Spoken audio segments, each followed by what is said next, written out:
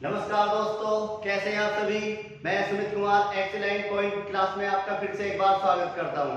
तो हमने क्या पढ़ा था, इतिहास, और इतिहास को एक हम अलग ही अंदाज में पढ़ रहे हैं। और इतिहास का आज जो भाग है वो भाग 6 है, जो प्राचीन इतिहास से संबंधित है। इससे पहले हमने किस तरीके से जो एक एक धर्म शुरू हुए थे, जैन धर्म, बौद्ध धर्म, और उससे पहले जो सिंधु घाटी सभ्यता थी, और सिंधु घाटी सभ्यता से पहले हमने जो उसमें देखे थे किस तरीके से मानव की उत्पत्ति हुई, और वैदिक सभ्यता आई बाद में। और उसके बाद में जो जो दो धर्म थे, जैन धर्म और बौद्ध धर्म, ये कैसे धर्म थे, जो अनीश्वरवादी थे, ये भगवान में विश्वास बिल्कुल नहीं करते थे। तो जो बौद्ध धर्म थे, ये बौद्ध धर्म के जो गौतम बुद्ध थे, गौतम बुद्ध एक ऐसे व्यक्ति थे, इनका जन्म और मरण और इन्हें जो ज्ञान की प्राप्ति हुई थी वो वैशाखी पूर्णिमा के दिन हुई थी, इसलिए पूर्णिमा जयंती इनके अवसर पर ही, जन्म दिवस पे ही मनाई जाती है। तो इसके बाद जो हम जो आज शुरू करेंगे वो क्या करेंगे, प्राचीन इतिहास का जो आगे चल रहा है। तो इससे पहले आपने क्या देखा होगा, मैंने एक पूरे जितने भी क्वेश्चन बनते थे वो मैंने सारे क्वेश्चन लिखे थे पहले, और उनको आपको समझाने की पूरी कोशिश की थी। तो इसके बाद में यहाँ से जो बनती है एक स्टोरी टाइप बनती है, और मैं आपको सोचता हूँ कि आप अच्छे से अच्छे इसको समझ सके। तो वीडियो को शुरू से लेकर और अंत तक देखें, और चैनल को लाइक, शेयर और कमेंट ज्यादा से ज्यादा करें। तो आइए शुरू करते हैं प्राचीन इतिहास का भाग 6। तो क्या था, जिस तरीके से भारत के आज, भारत क्या 28 राज्य है और 8 केंद्र शासित प्रदेश। जिस तरीके से भारत आज 28 राज्यों और 8 केंद्र शासित प्रदेशों में बटा हुआ है, ठीक उसी तरीके से अगर हम प्राचीन इतिहास में जाए, जो मगध साम्राज्य शुरू होता है, वहां पे क्या था, जो बौद्ध धर्म और जैन धर्म के बाद जो मगध साम्राज्य था, तो मगध साम्राज्य लगभग 16 महाजनपदों में, 16 महाजनपदों में बटा हुआ था। ठीक उसी तरीके से जिस तरीके से भारत आज है, भारत के आज भी क्या है, टुकड़े हैं, लेकिन इन टुकड़ों को ही बना के क्या बनाया गया है, एक मतलब भारत के खंड है, और इन खंडों को इकट्ठा करके क्या बनाया गया है, एक अखंड बनाया गया। तो उसी तरीके से भारत के पहले क्या थे, 16 खंड हो रहे थे, तो इन्हीं को ही एक अखंड बनाने के लिए यहाँ पे एक नए वंश की स्थापना हुई सबसे पहले प्राचीन भारत में, जो हर्यक वंश, हर्यक वंश। तो क्या था, आपने देखा होगा जो हमने मध्यकालीन इतिहास पढ़ा था और आधुनिक इतिहास पढ़ा था, वहां पे किस तरीके से जो क्या होता था कि दुनिया में ज्यादातर दो ही प्रकार के लोग रहते हैं, या तो बहुत ज्यादा गरीब मिलेंगे या बहुत ज्यादा अमीर मिलेंगे। तो क्या हुआ कि उस समय जो भारत की जो व्यवस्था थी, आपने देखा किस तरीके से भारतीयों ने विदेशी शक्तियों को बुला के और भारतीयों के ऊपर ही आक्रमण कराया। तो कहीं ना कहीं यहाँ पे किसकी कमी थी, जो भारतीय थे। तो इसी को देखते हुए क्या हुआ भाई, जब आप छोटे छोटे लोग थे, भारत की राज व्यवस्था अगर देखी जाए उस समय की, छोटे छोटे लोग थे, इन छोटे छोटे लोगों को दबा के कौन रखेगा, जो बड़े लोग होंगे, जो बड़े लोग होंगे वो दबा के रखेंगे, वो इनको परेशान करेंगे, या तो अपना काम कराएंगे इनसे, या फिर इन्हें दबा के रखेंगे, ना करेंगे तो इनसे जो आक्रमण करने के लिए इनकी पिटाई होगी फिर। तो क्या हुआ था, आपने देखा भी था, हमने जो तराइन का द्वितीय युद्ध हुआ था, तो इस तरीके से जो मोहम्मद गौरी को बुलाया गया था पृथ्वीराज चौहान के ऊपर आक्रमण करने के लिए। तो क्या था, आप कहीं भी स्कूल कॉलेज में जाते हैं तो वहां पे आप देखते होंगे पहले रैगिंग होती थी, और रैगिंग के माध्यम से क्या करते थे, जो बड़े लोग थे वो जो छोटे लोग जाते थे उनको दबाते थे, उनको परेशान करते थे। लेकिन छोटे लोग क्या करेंगे, कब तक दबेंगे ये, तो कब तक दबेंगे, इसी को देखते हुए इन्होंने क्या क्या करते थे, आप भी देखते होंगे, जो बड़े लोग छोटे लोगों को परेशान करते हैं, या तो आप इनकी बात मानोगे, नहीं मानोगे तो क्या करोगे कि रुको, हम अपने घर से बुला के लाते हैं, और 10-20 हजार लोग, मतलब जितने भी अधिक से अधिक लोग जाके और इनकी क्या करोगे, फिर पिटाई शुरू करोगे। तो यही हुआ था उसी समय भारत में। और जो भारत की जो व्यवस्था थी, आपने देखा होगा दुनिया में सिर्फ 2 ही प्रकार के जो देश होते हैं, और इनमें जो राजनीति चलती है वो 2 ही तरीके से चलती है, या तो होता है एक तो होता है आपका वंशानुगत,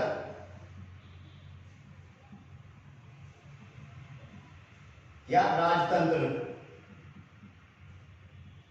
या फिर दूसरा होता है लोकतंत्र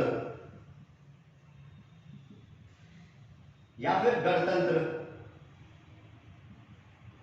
गणतंत्र मतलब क्या था देश की व्यवस्था, आप देखते होंगे कि भारत देश है, भारत की कैसी राज्य व्यवस्था है, लोकतंत्र गणतंत्र। और बाकी और भी बहुत से ऐसे देश है जिनमें क्या है आज भी वंशानुगत या फिर राजतंत्र। मतलब राजतंत्र क्या कि राजा का बेटा और उसका भी बेटा क्या बनता था, वो राजा बनता था। इस तरीके से वंशानुगत कि अगर राजा है, राजा बना हुआ है, उसकी मृत्यु के बाद उसी का ही बेटा बनेगा, फिर उसकी मृत्यु के बाद उसका बेटा बनेगा। तो ये क्या चलता रहता था, ये वंश क्रम चलता रहता था। तो भारत की व्यवस्था कैसी है, लोकतंत्र। लोक का मतलब ही दूसरा होता है लोगों के द्वारा बनाया गया तंत्र, और गणतंत्र मतलब गण का भी अर्थ यही होता है कि लोगों के द्वारा बनाया गया तंत्र, वही क्या कहलाता है, लोकतंत्र। तो आज जो हम शुरू करेंगे, क्या शुरू करेंगे, हर्यक वंश। इससे पहले कि जो 16 महाजनपद थे, 16 महाजनपदों में हम सबसे जो ज्यादा पढ़ते हैं वो किसको पढ़ते हैं, मगध को। मगध को पढ़ते हैं। लेकिन मगध को ही क्यों पढ़ते हैं, इसके पीछे एक कारण है। कारण यह है कि जो मगध बसा हुआ था वो बिल्कुल इस तरीके से, जो आज बिहार है वो प्राचीन इतिहास में क्या था, वो मगध ही था। तो आज तो बिहार बिल्कुल कंगाल हो चुका है, लेकिन पहले मगध एकदम बिल्कुल शक्तिशाली प्रदेश था। तो क्या हुआ, सपोज करो ये मगध है,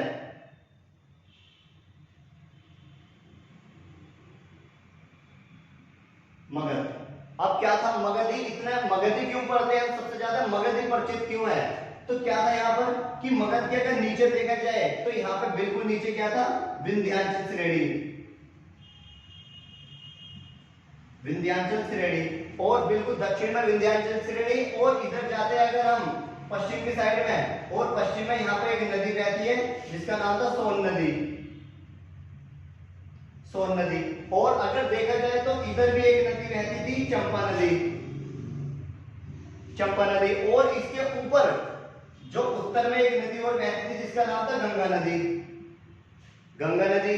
तो जो मगध था वो चारों तरफ से क्या था, वो नदी से भरा हुआ था। मतलब इसके नीचे क्या होगी, दक्षिण में विंध्याचल श्रेणी, और उत्तर में क्या थी, गंगा नदी, और पश्चिम में क्या थी, सोन नदी, और पूर्व में क्या थी, वो चंपा नदी। और दो नदियों के जो बीच का क्षेत्र होता है, सपोज करो ये दो नदी है, ये एक नदी इधर से जा रही है और एक नदी इधर से जा रही है। अब ये जो क्षेत्र होता है ये वाला, ये दो आपका क्षेत्र होता है, और ये ही सबसे ज्यादा क्या होता है यहाँ पे, जो फसल के उपजाऊ से यही सबसे महत्वपूर्ण है, क्योंकि यहाँ पे फसल बहुत अच्छी होती है। तो इसीलिए हम जो पढ़ते हैं, और जो मगध है ये तो चारों तरफ से क्या है, नदियों से घिरा हुआ है, इसलिए मगध को ही हम सबसे ज्यादा पढ़ते हैं। तो जैसे मगध साम्राज्य की स्थापना की गई थी, और मगध में जो पहला एक वंश बना जिसका नाम था हर्यक वंश, हर्यक वंश। और हर्यक वंश की जो स्थापना की थी वो की थी बृहद्रथ ने।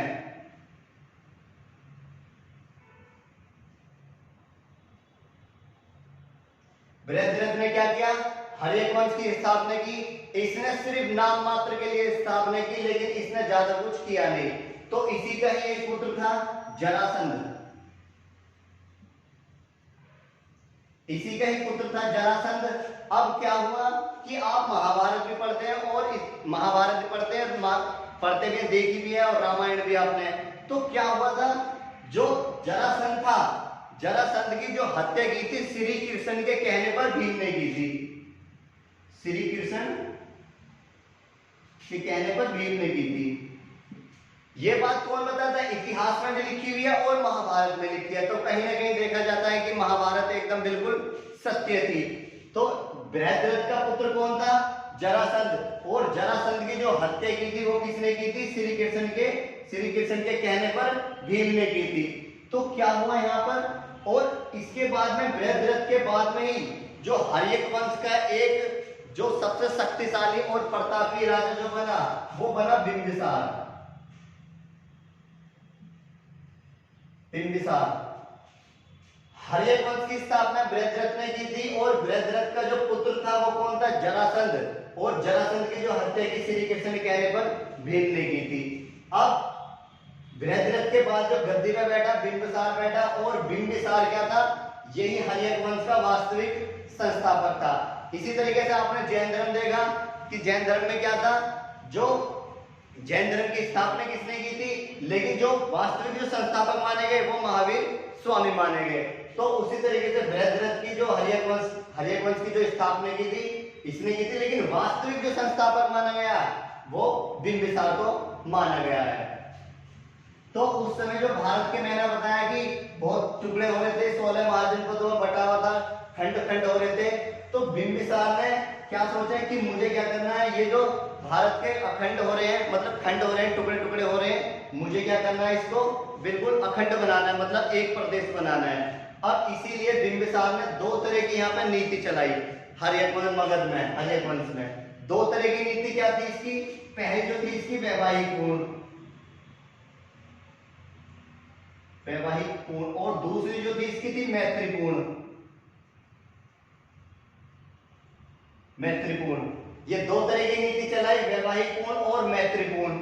ये क्या थी इसकी नीति कि वैवाहिक मतलब क्या, कि जो भी राजा है, जो 16 महाजनपद है, उनके जो भी राजा हैं और उनके जो राजा है, मुझे क्या करना है उनसे, उनकी जो पुत्री है या बहन है उनसे शादी करके, और वो जो उसका प्रदेश है वो किसमें मिला लूंगा मैं, मगध में मिला लूंगा। एक नीति तो इसने ये चलाई, और दूसरी नीति इसने अपनाई मैत्रीपूर्ण मतलब क्या, कि जो राजा महाराजा उस समय थे और उनसे क्या बनाऊंगा मैं, मित्र बनाऊंगा उन्हें, और मित्र बना के जो उनकी बेटी या बहन है उनसे मैं शादी करूंगा, और शादी करने के बाद में क्या करूंगा, उनकी हत्या कर दूंगा। और इस तरीके से मगध का क्या होगा, बहुत विस्तार होगा, और मगध जो 16 महाजनपद है वो कैसे हो जाएंगे, अखंड हो जाएंगे। अब इसको देखते हुए ही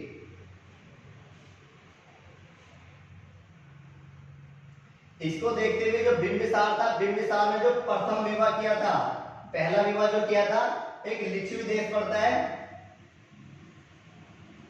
लिच्छवी देश, और लिच्छवी देश के जो उस समय जो राजा थे वो राजा चेटक थे। लिच्छवी देश के राजा चेटक, और चेटक की जो पुत्री थी वो चेलना का विवाह किससे हो गया था, बिंबिसार से।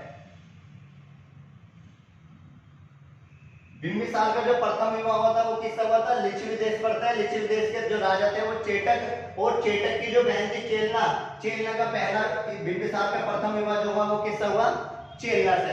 ये इसका प्रथम विवाह हो गया था। लेकिन जो आपका जो चेटक था, चेटक की जो पुत्री थी कौन थी, चेलना। अब जो राजा चेटक था, चेटक की एक बहन थी जिसका नाम था त्रिशला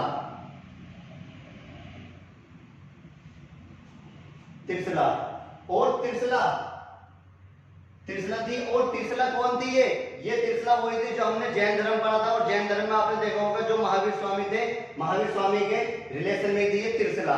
ठीक है, तो ये क्या था, इसका प्रथम विवाह था। और दूसरा विवाह जो हुआ था इसका बिंबिसार का, वो एक कौशल देश पड़ता है, कौशल देश। और जो कौशल देश है आज ये वर्तमान में क्या है, ये अयोध्या।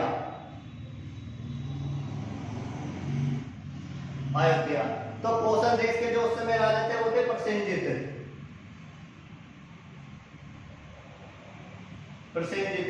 और प्रसेनजित की जो बहन थी वो थी महाकौशला।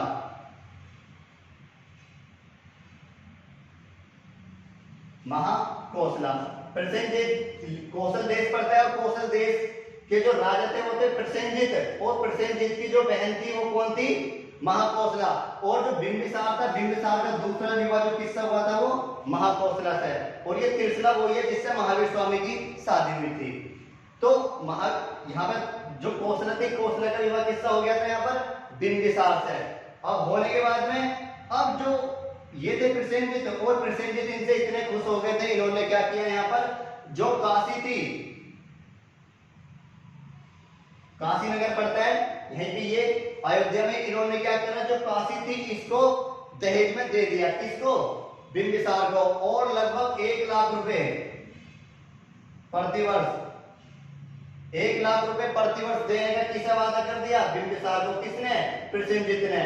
और इसी जब ये पहला विवाह, दूसरा विवाह हुआ, और इसके बाद में क्या हुआ, इन्होंने एक और शादी अपनाई बिंबिसार ने, एक अवंती पड़ता है, एक राज्य अवंती, और अवंती के जो राजा थे वो थे प्रद्योत। तो क्या हुआ, एक समय जो प्रद्योत थे ये बहुत ज्यादा बीमार थे, इन्हें पीलिया हो रहा था। अब इसका फायदा किसने उठाया, जो बिंबिसार था, बिंबिसार ने फायदा उठाया, और बिंबिसार ने क्या करा, यहाँ पर अपने इसका एक वो था वैद्य था जीवक, इसका वैद्य था जीवक, और ये जीवक क्या था, उस समय में बहुत अच्छा वैद्य था।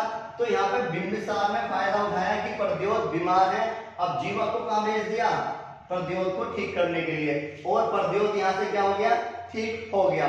ठीक होने के बाद में अब इसने क्या करा, यहाँ पे बिंबिसार ने, प्रद्योत ने पूछा बिंबिसार से कि बताओ आपको क्या चाहिए, तो यहाँ पे प्रद्योत ने, बिंबिसार ने कहा कि मुझे कुछ नहीं चाहिए, मुझे अवंती को किसमें मिलाना है, मगध में। तो इस तरीके से किसमें मिला लिया गया, अवंती को मगध में मिला लिया गया था। अब जो वो थी प्रसेनजित की जो जो कौशल देश था, कौशल देश के राजा जो थे प्रसेनजित, और प्रसेनजित की जो बहन थी महाकौशला, उसका विवाह किससे हो गया था, बिंबिसार से, महाकौशला। और प्रसेनजित जो थे इन्हीं की एक पुत्री थी जिसका नाम था वीरना, और वीरना जो थी यही इनका मौत का कारण बनी।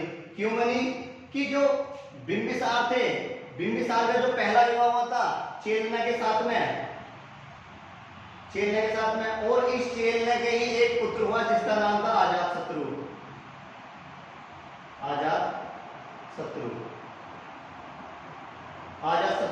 अब क्या हुआ यहाँ पे, अजातशत्रु, अब जो अजातशत्रु था बिंबिसार का बेटा, अब ये अजातशत्रु क्या करता था, चेलना का हुआ, लेकिन ये अजातशत्रु किससे प्रेम करता था, वीरना से। अब ये बात किसको पता चली, प्रसेनजित को, और प्रसेनजित सीधा कहाँ गया, वो बिंबिसार के पास में, बिंबिसार के पास गया, और इसने बताया बिंबिसार से कि तुम्हारा जो पुत्र है कौन, अजातशत्रु, वो हमारी पुत्री से प्रेम करता है, और उसको समझा लो नहीं तो गलत हो जाएगा। अब इसको देखते हुए बिंबिसार ने इसको समझाया, लेकिन ये नहीं माना। अब जब नहीं माना, इसको देखते हुए वो बहुत समझाया, लेकिन ये बिल्कुल नहीं मान कर दिया, नहीं माना। अब इसको क्या हुआ, जो बिंबिसार था, बिंबिसार के 4 पुत्र हुए थे, जिसमें सबसे बड़ा जो था आपका अजातशत्रु, और उससे जो छोटा था वो था दर्शक, और इनसे छोटे 2 और थे, हल और बेहल, या बल बेबल भी बोलते थे कभी, बल बेबल, ये दोनों नाम आ जाते हैं। तो क्या हुआ यहाँ पे, उसी समय जब बिंबिसार का जो पुत्र था सबसे बड़ा अजातशत्रु, अब इसने इसको समझाया, लेकिन इसकी समझ में नहीं आया, और अजातशत्रु का ही एक मित्र था देवव्रत।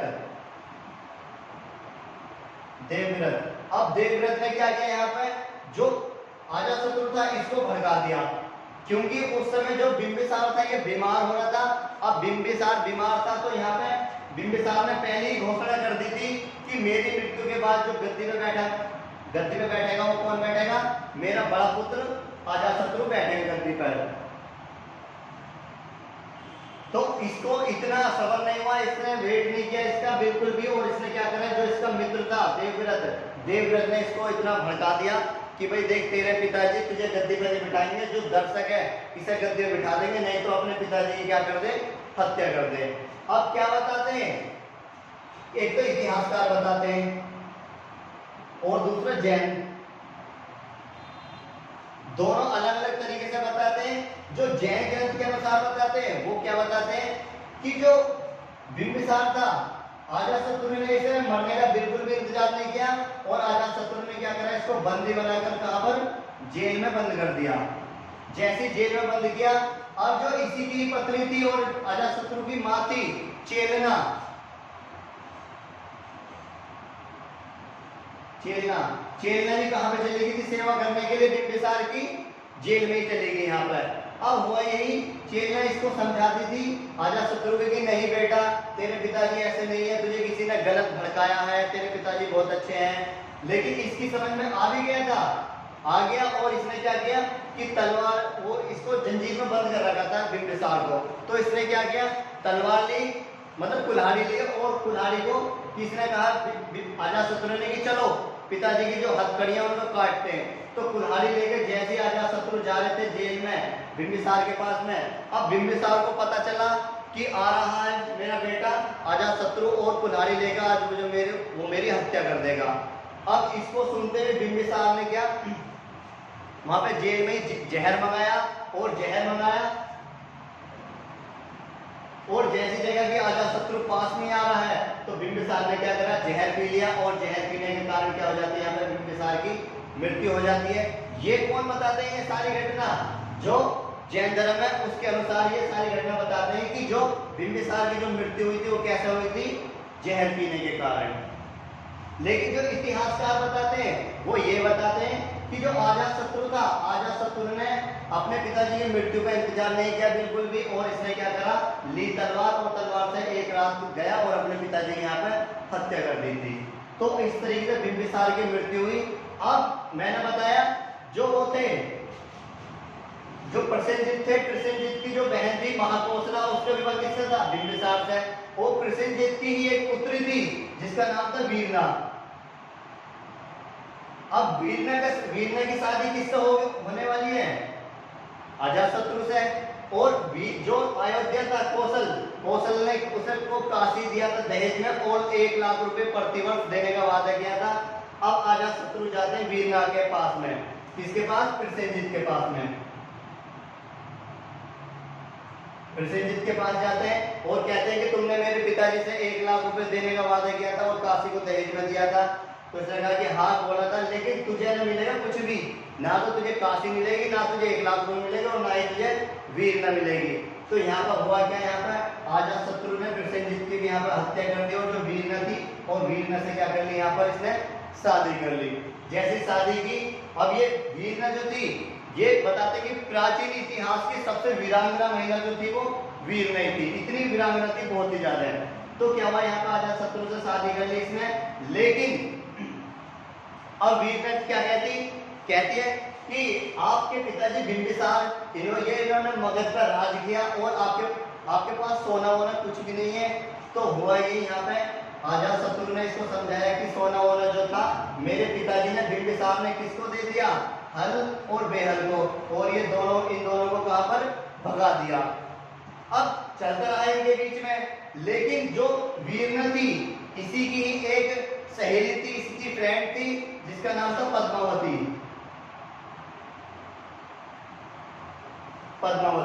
पद्मावती इतिहास में 3 आती है, एक तो ये अजातशत्रु वाली पद्मावती, और एक हुआएगी सम्राट अशोक वाली पद्मावती, और एक आपको पता है अलाउद्दीन खिलजी वाली पद्मावती।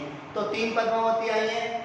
अब जो वीरना थी और पद्मावती थी, ये उस समय बहुत अच्छी दोस्त थी। अब यहाँ पे वीरना ने कहा इससे, अजातशत्रु से, कि हमारी एक दोस्त है, सहेली है पद्मावती, वो हमारे बिना नहीं रहती, और उससे वो आप क्या कर लो, उससे शादी कर लो, नहीं तो उसे मुझे भी छोड़ना पड़ेगा। तो अजातशत्रु ने कहा चलो बहुत अच्छी बात है, तो तुमसे शादी होगी, तुम्हारी फ्रेंड भी आ जाएगी। तो यहाँ पे पद्मावती से भी क्या कर ली थी, इसने शादी कर ली थी। तो इस तरीके से जो पद्मावती थी, वीरना के बाद में अजातशत्रु जो प्रेम करने लगा वो किससे लगा, पद्मावती से। अब उस समय जो वीरना थी सबसे वीरांगना थी, लेकिन इसके बाद कौन हो गई थी, पद्मावती। तो ये क्या था, एक हर्यक वंश के बारे में कुछ छोटी सी कहानी थी, और मतलब एक चैप्टर था, और इसके बारे में जो आगे जो हम पढ़ेंगे किस तरीके से भारत पे सिकंदर ने आक्रमण किया, और किस तरीके से जो नंद वंश के राजा थे घनानंद, और किस तरीके से जो चंद्रगुप्त मौर्य आए, वो सारी कहानी हम धीरे धीरे पढ़ते चलेंगे। तो वीडियो आपको अच्छी लगी हो तो लाइक करें, शेयर करें, और सब्सक्राइब ज़्यादा से ज़्यादा करें। धन्यवाद आज के लिए, कल फिर मिलते हैं नई क्लास के लिए। Thank you.